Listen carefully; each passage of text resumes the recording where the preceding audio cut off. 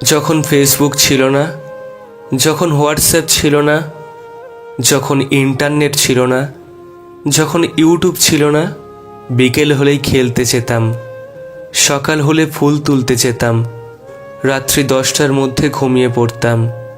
বিশ্বাস করুন, খুব সুখের জীবন ছিল সেটা। খুব ইচ্ছে হয় সেই জীবনটাকে ফিরে পেতে। মা হওয়ার পর শিখেছি কিভাবে 1 ঘন্টার স্নান 5 মিনিটে করতে হয়। মা হওয়ার পর শিখেছি কিভাবে রাতের পর রাত না ঘুমিয়ে কাটাতে হয়।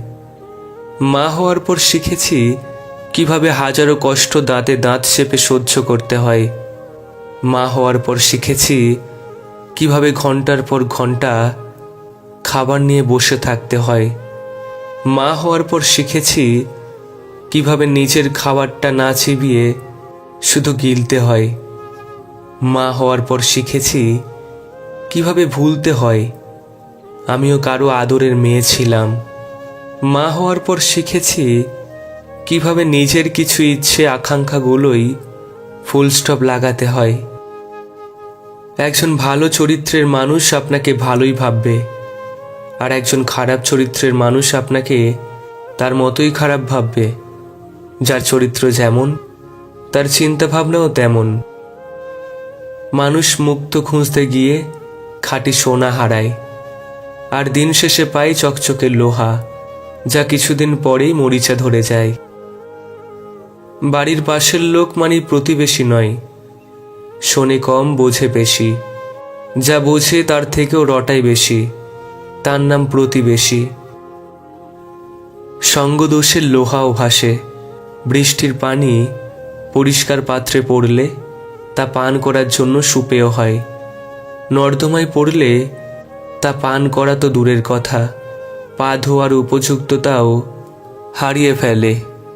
পদ্ম পাতার উপরে পড়লে তা মুক্তার মতো জলজল করে, আর ঝিনুকের উপরে পড়লে তা খোদ মুক্তাতেই পরিণত হয়। পানি কিন্তু একটাই, তবুও তার সঙ্গীর কারণে এত পার্থক্য হয়। তাই তো বলা হয়, সৎ সঙ্গে স্বর্গবাস, অসৎ সঙ্গে সর্বনাশ। অতএব ভালো মানুষের সঙ্গে চলার চেষ্টা করুন, আপনিও ভালো থাকতে পারবেন। আজও পৃথিবীতে এমন কিছু মানুষ আছে যারা নিজের সুখের জন্য অন্যকে কাঁদাতে পারে। আবার কিছু মানুষ এমনও আছে যারা নিজে কেঁদে হলেও অন্যকে সুখী করার চেষ্টা করে যায়। বয়সটা বেড়ে গেলে হারিয়ে যায় আনন্দ। অবসরে ছোট ঘরে একাকী নিঃসঙ্গ। কেউ করে অবহেলা, কেউ বলে অন্ধ, কেউ ডাকে বুড়ো বলে, কেউ করে ব্যঙ্গ, কেউ বলে ডাকিস না, কেউ বলে খ্যাস খ্যাস, কেউ বলে সময় নেই, আজ আমার অনেক কাজ। আমিও তো জোয়ান ছিলাম, আজ আমি বৃদ্ধ। মৃত্যুটা হলে পরে তবেই পাবো মুক্ত। মিথ্যার কাছে হেরে গিয়ে নিজেকে মূল্যহীন করার কোনো প্রয়োজন নেই। মনে রেখো, ওপরওয়ালার লাঠিতে আওয়াজ হয় না, কিন্তু সঠিক বিচার দেরিতে হলেও পাবে।